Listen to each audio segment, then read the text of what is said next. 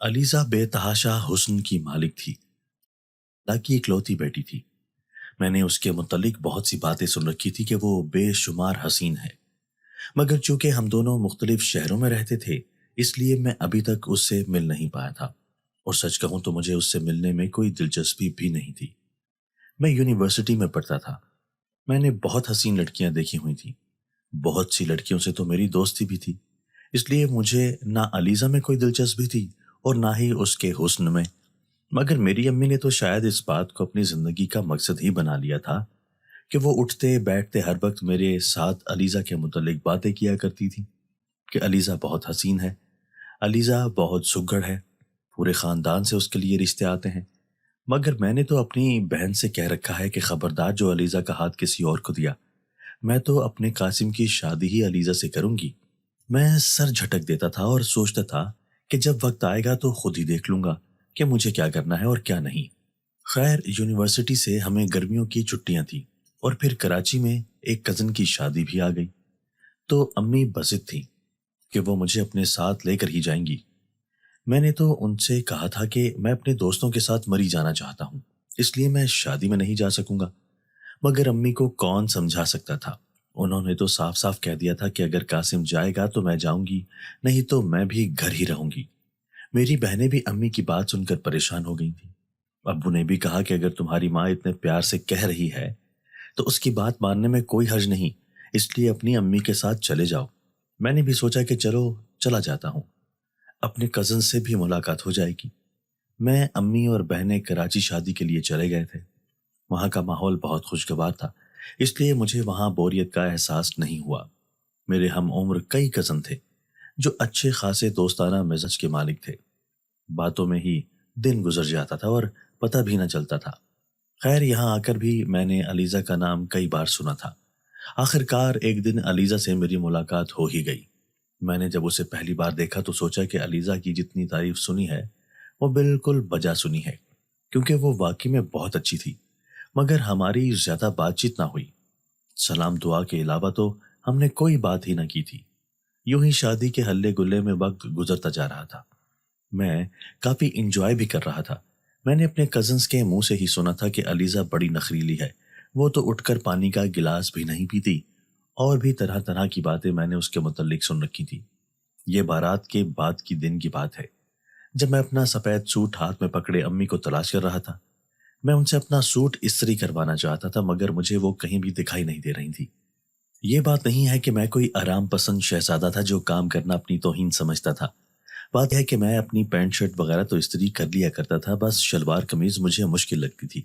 خیر، میں جگہ جگہ امی کو ڈھونڈ رہا تھا، تب مجھے علیزہ نظر آئی تھی۔ وہ کہنے لگی کہ آپ نے خالہ سے کیا کہنا تھا؟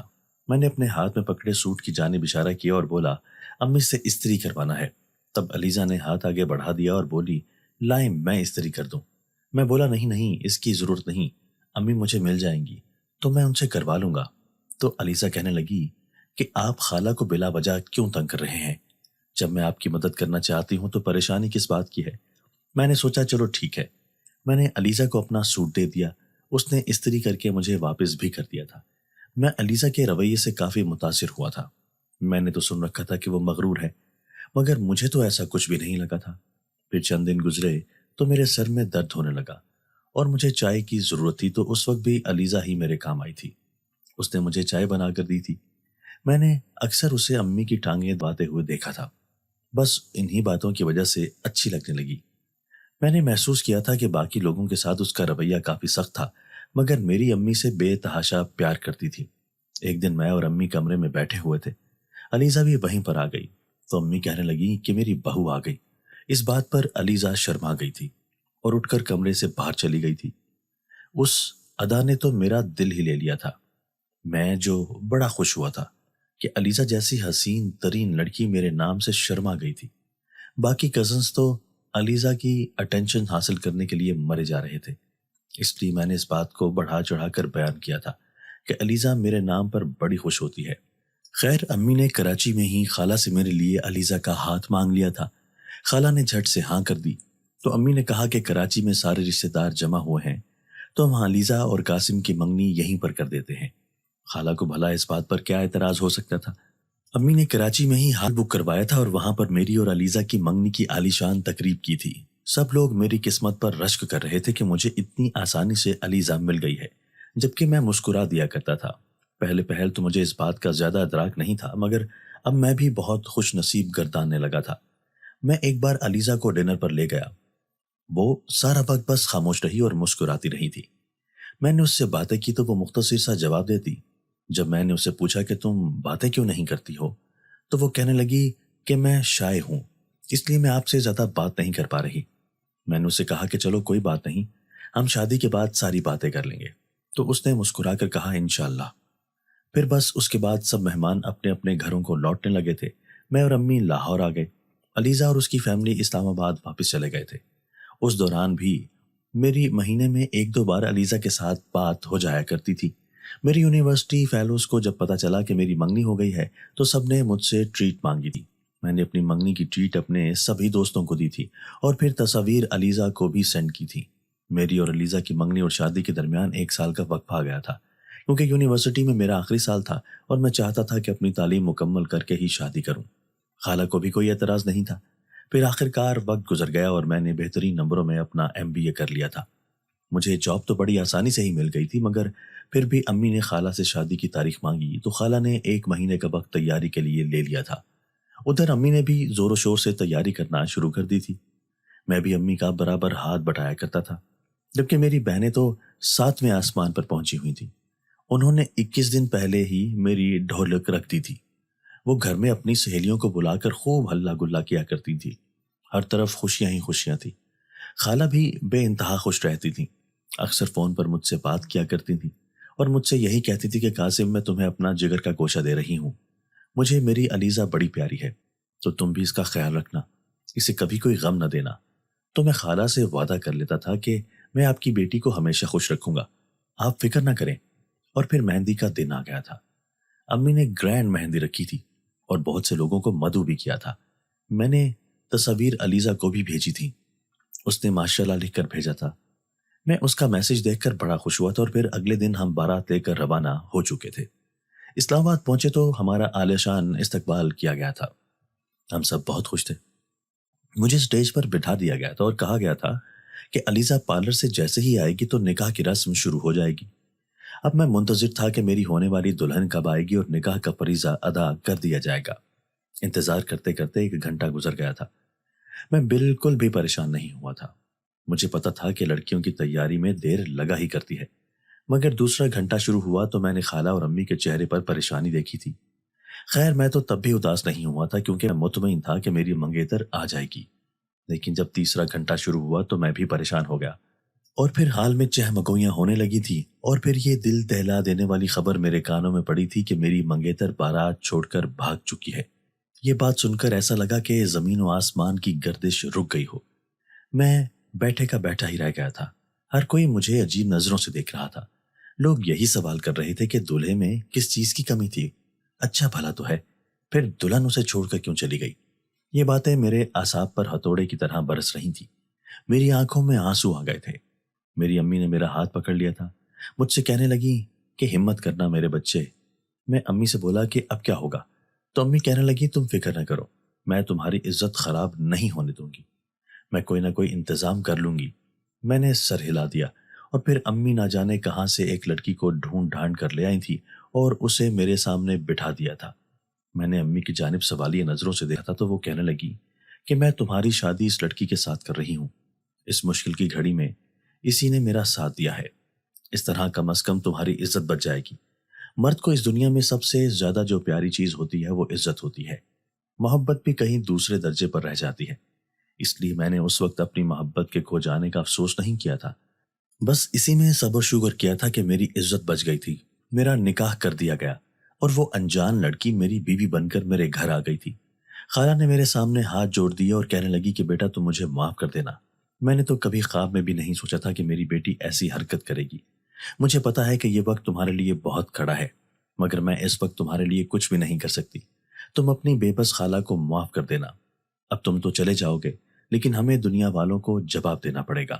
لوگ ہم پر انگلیاں اٹھائیں گے، تھو تھو کریں گے۔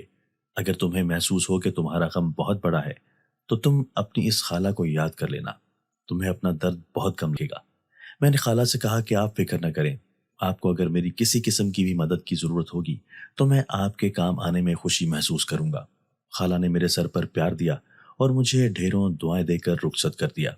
واپسی کا سفر تو جیسے پہاڑ بن گیا تھا۔ میرا کسی کے ساتھ بولنے کو جی نہیں چاہتا تھا۔ میں نے تو کبھی خواب میں بھی نہیں سوچا تھا کہ مجھے اس طرح کی ذلت اور رسوائی کا سامنا کرنا پڑے گا۔ اب یہ بات ہمیشہ کے لیے میرے ساتھ رہ جائے گی کہ میری ہونے والی دلہن میری بارات چھوڑ کر بھاگ گئی تھی۔ یہ تو اچھا ہوا کہ امی اور ابو نے بر وقت فیصلہ کیا اور میرے لیے لڑکی ڈھونڈ لی تھی، اور میری بارات خالی واپس نہ آئی تھی۔ گھر پہنچ گئے تو میں چھت پر چلا گیا تھا۔ میری آنکھوں سے آنسو گر رہے تھے۔ میری امی بھی میرے پیچھے ہی آ گئی تھی۔ انہوں نے میرے سر پر ہاتھ رکھا اور کہنے لگی، قاسم میں جانتی ہوں کہ تم پریشان ہو، تمہارا دل دکھا ہے، مگر تم میری بات سنو۔ وہ لڑکی جو تمہیں رسوا کر کے چلی گئی ہے، اس کی خاطر کبھی بھی اس عورت کو دکھ نہ دینا جو تمہارے نکاح میں آ گئی ہے۔ تمہاری عزت بچانے کے لیے اس نے فوراً ہاں کر دی۔ اب تمہارا یہ فرض بنتا ہے کہ تم اسے کبھی بھی اس بات کا احساس نہ دلاؤ کہ اس نے تم سے شادی کر کے کوئی غلطی کی ہے۔ تم اسے ہمیشہ خوش رکھنے کی کوشش کرنا۔ اب جاؤ، اپنے کمرے میں چلے جاؤ۔ میں نے سر ہلا دیا۔ امی نیچے چلی گئی تھی۔ میں نے سوچا کہ امی بالکل ٹھیک کہہ رہی ہیں۔ مجھے ایک بے وفا انسان کی خاطر کسی دوسرے انسان کا دل نہیں دکھانا چاہیے۔ اس لیے میں نیچے آ گیا۔ میری دلہن گھونگھٹ اوڑھ کر بیٹھی ہوئی تھی۔ میں ہر چیز سے بیزار تھا۔ میرا تو دل نہیں چاہ رہا تھا کہ میں اپنی دلہن کا گھونگھٹ بھی پلٹوں، مگر پھر مجبور ہو گیا اور اس کے سامنے جا کر بیٹھ گیا۔ میں بولا کہ تم جو کوئی بھی ہو، مجھے اس بات کا علم نہیں ہے، مگر میں تمہارا شکر گزار ہوں کہ تم نے میری عزت بچا لی اور مجھ سے نکاح کر لیا، نہیں تو میں آج رسوا ہو جاتا۔ اتنا کہہ کر میں نے جب گھونگھٹ پلٹا تو یہ دیکھ کر حیران رہ گیا کہ میرے سامنے کوئی اور نہیں بلکہ نگین بیٹھی تھی۔ یہ میری چچی کی بہن کی بیٹی تھی۔ یہ بھی کراچی شادی میں ہمیں ملی تھی۔ نگین ایک اچھی لڑکی تھی۔ شادی میں میری اس سے کافی دوستی ہو گئی تھی اور ہم کافی باتیں بھی کیا کرتے تھے۔ میں نے کہا، نگین تم یہاں؟ تو نگین مسکرا کر کہنے لگی، ہاں قاسم، جب تمہاری دلہن چلی گئی اور آنٹی پریشان سی تھی کہ اب وہ کیا کرے، تب میں نے ان سے کہا کہ میں آپ کے کام آ جاؤں گی۔ انہوں نے مجھے ڈھیروں دعائیں دیں۔ پھر ایک دوست ہی تو دوسرے دوست کی مشکل میں کام آتا ہے۔ میں نے بھی بس دوستی کا ہی فرض نبھایا ہے۔ میں بولا، نگین میں تمہارا احسان عمر بھر نہیں بھولوں گا۔ تم نے میری لاج رکھی ہے۔ میں تم سے بے انتہا خوش ہوں۔ تو مسکرا کر کہنے لگی کہ قاسم ایسی باتیں مت کرو، جو ہونا تھا وہ ہو گیا ہے، اب آگے کی سوچو۔ میں مسکرا دیا تھا۔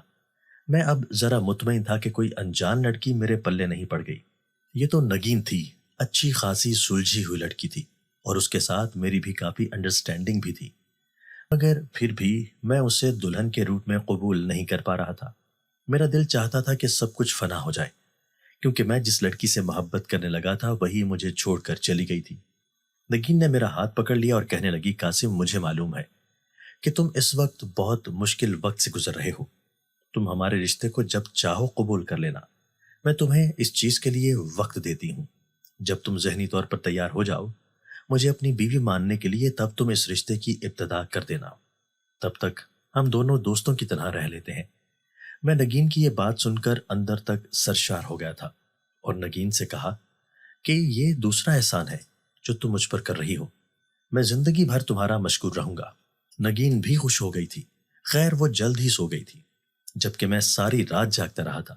میں اپنی بے عزتی کو بھلاتا تو محبت یاد آنے لگتی، محبت کو بھول جاتا تو وہ حد تک جو لوگوں کی آنکھوں میں میرے لیے تھی وہ یاد آنے لگتی تھی۔ میں بڑے مشکل وقت سے گزر رہا تھا۔ میں نے اپنے خیالوں میں علیزہ کو مخاطب کیا اور کہا کہ تم نے میرے ساتھ بہت برا کیا ہے۔ اگر تم زندگی کے کسی موڑ پر مجھے مل جاؤ تو میں نفرت سے منہ موڑ لوں گا۔ امی نے مجھ سے کہا کہ قاسم ہم تمہارا گرینڈ ولیمہ کرنا چاہتے ہیں۔ میں نے انکار کر دیا اور کہا کہ میں اب لوگوں کی اور باتیں نہیں سن سکتا۔ تو امی کہنے لگی کہ تم نے دنیا والوں کا سامنا بھی تو کرنا ہے نا۔ اب ہر کسی کو تو معلوم نہیں ہے کہ تمہاری بیوی بھاگ گئی ہے اور جسے تم بیاہ کر لائے ہو یہ کوئی اور ہے۔ اگر تم ولیمہ نہ کرو گے تو لوگ اس کے پیچھے چھپی وجہ کو تلاش کرنے لگیں گے، اور پھر جسے نہیں معلوم اسے بھی پتہ چل جائے گا کہ علیزہ تمہیں چھوڑ کر چلی گئی ہے۔ پھر مجبوری آڑے آ گئی تھی، اس لیے میں نے امی کی بات مان لی اور اچھا خاصا اہتمام سے ولیمہ کیا تھا۔ میں نے آفس سے جو چھٹیاں لی تھی وہ میں نے صوفے پر پڑے پڑے ہی گزار دی تھیں۔ میں ہر وقت سوچ میں گم رہتا تھا۔ نگین میری دل چوئی کرنے کی کوشش کرتی تھی، مگر میں اسے بھی کہہ دیتا تھا کہ مجھے معاف کر دو، لیکن میں اس وقت بات کرنے کے موڈ میں نہیں ہوں۔ تو وہ چپ چاپ چلی جاتی۔ وہ کہتی تھی کہ میں آپ کو تنگ نہیں کروں گی۔ خیر، میں اس چیز کے لیے نگین کا بہت شکر گزار ہوں کہ اس نے مجھ پر کسی قسم کا کوئی دباؤ ڈالنے کی کوشش نہیں کی تھی۔ اس نے ایک دن بھی مجھ سے نہیں کہا کہ میں نے تم سے شادی کی ہے، تمہارے لیے قربانی دی ہے، اور تم مجھے کیا دے رہے ہو سوائے اداسی کے اور دکھوں کے۔ یوں ہی 3 مہینے گزر گئے تھے۔ میں نے آفس جانا بھی شروع کر دیا تھا۔ اب میں نگین کو گھمانے پھرانے بھی لے جانے لگا تھا۔ امی نے مجھ سے کہا تھا کہ نگین کا خیال رکھا کرو۔ وہ بچی پہلے یہ باتیں نہیں سوچتی تھی، مگر اب وہ بھی اداس رہنے لگی ہے۔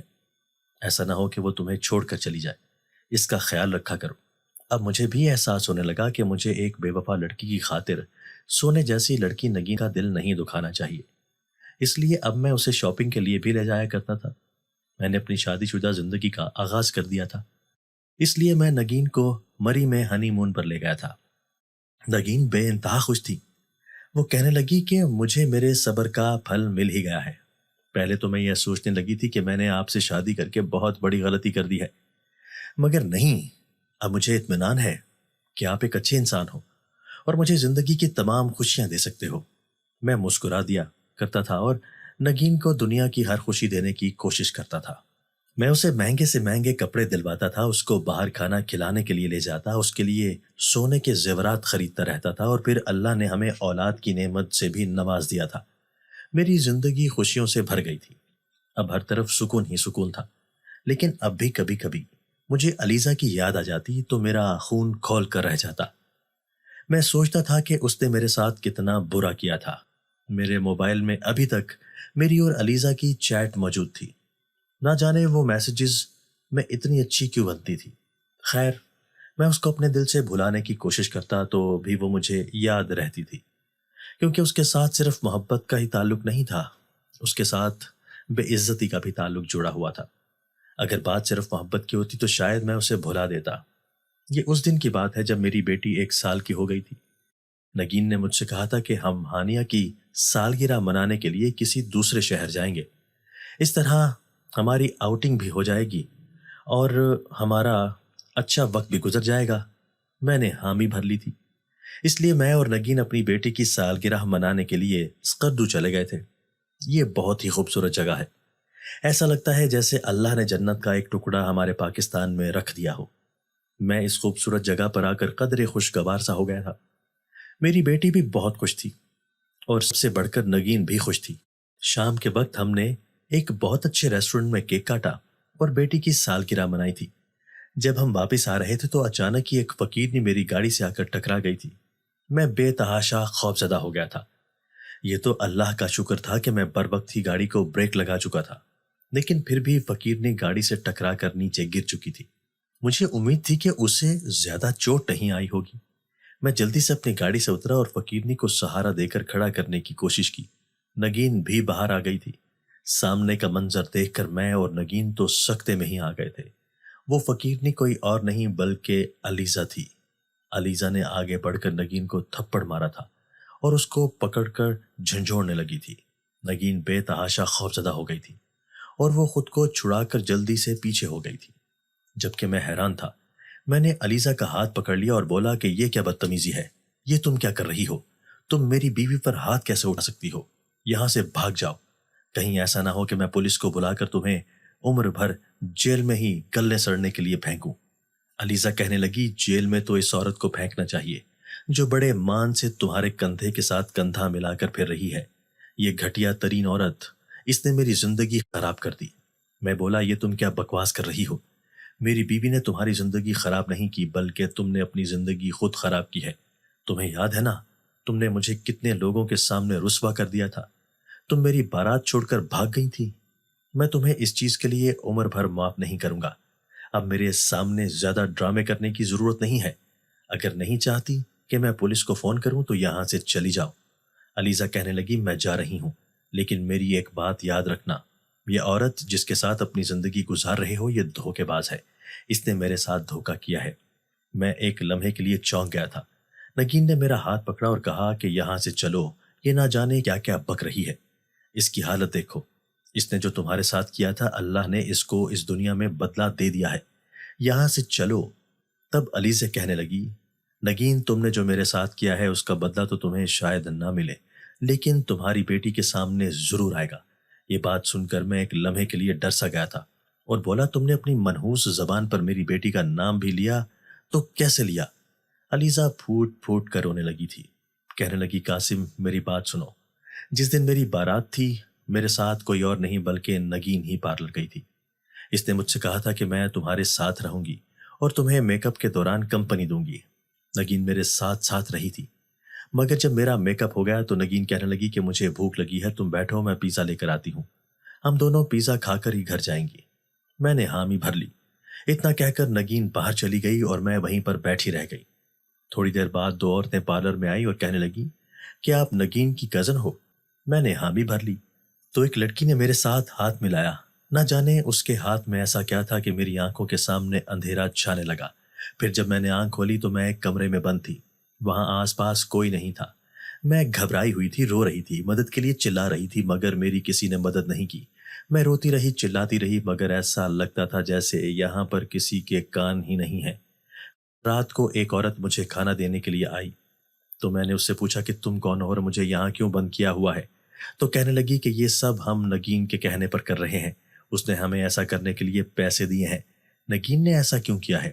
تب اس عورت نے مجھے بتایا کہ جس لڑکے سے تمہاری آج شادی تھی نا، اس کے ساتھ نگین بے تحاشا محبت کرتی تھی اور اسے کسی بھی قیمت پر کھونا نہیں چاہتی تھی، اس لیے اس نے یہ سارا ڈرامہ رچایا ہے اور تمہیں بہانے سے یہاں بٹھا دیا ہے اور پیزا کا کہہ کر چلی گئی، صرف اس لیے تاکہ ہم تمہیں اغوا کر کے یہاں پر لے آئیں۔ اب ہم تمہیں آگے بیچ دیں گے۔ میں رونے لگی تھی اور بولی، میرے ساتھ ایسا نہ کرنا، میرے ماں باپ کی عزت خراب ہو جائے گی، خدا کے واسطے میرے ساتھ ایسا نہ کرنا۔ تب وہ کہنے لگی کہ ہم تو خود مجبور ہیں، ہم تمہارے لیے کچھ نہیں کر سکتے۔ اور پھر مجھے ایک ماہ اس اندھیرے کمرے میں قید میں رکھا گیا اور اس کے بعد مجھے وین میں بٹھا کر دور لے جایا گیا، پھر مجھے وہاں لے جا کر بھیک مانگنے کے کام پر لگا دیا۔ میں واپس گھر بھی نہیں آ سکتی تھی کیونکہ مجھے جس مافیا نے خریدا تھا ان کے پہرے بڑے سخت تھے۔ میرے ساتھ اور بھی کئی لوگ یہاں پر بھیک مانگنے کا کام کرتے ہیں اور جتنا بھی ہمارے پاس پیسہ جمع ہوتا ہے شام میں جا کر اپنے مالک کو دے دیتے ہیں۔ نگین کہنے لگی، یہ بکواس کر رہی ہے، جھوٹ بول رہی ہے، میں نے اس کے ساتھ ایسا کچھ نہیں کیا، یہ صرف خود کو بے گناہ ثابت کرنے کی کوشش کر رہی ہے۔ تب علیزہ نے آگے بڑھ کر نگین کا ہاتھ ہماری بیٹی کے سر پر رکھ دیا تھا اور اس سے کہا کہ اب کھاؤ اپنی بیٹی کی قسم کہ تم نے میرے ساتھ ایسا نہیں کیا۔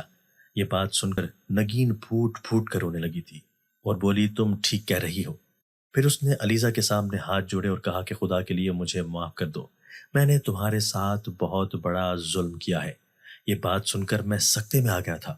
علیزہ بولی، قاسم مجھے بچپن سے ہی اس بات کے لیے تیار کیا گیا تھا کہ میری شادی تم ہی سے ہوگی، اس لیے میں نے ذہنی طور پر تمہیں اپنایا ہوا تھا، میں تم سے محبت کرتی تھی، اس لیے جب ساری دنیا میرے لیے دیوانی تھی تو میں نے تمہیں چن لیا کیونکہ مجھے تم سے پیار تھا، مگر نگین نے مجھ سے میری خوشیاں چھین لی، میرے والدین کی عزت خراب کر دی اور مجھے سڑک پر لے آئی۔ میں یہ سب باتیں سن کر بس حیران تھا، میں نے تو کبھی خواب میں بھی نہیں سوچا تھا کہ نگین اتنی گری ہوئی حرکت کر سکتی ہے۔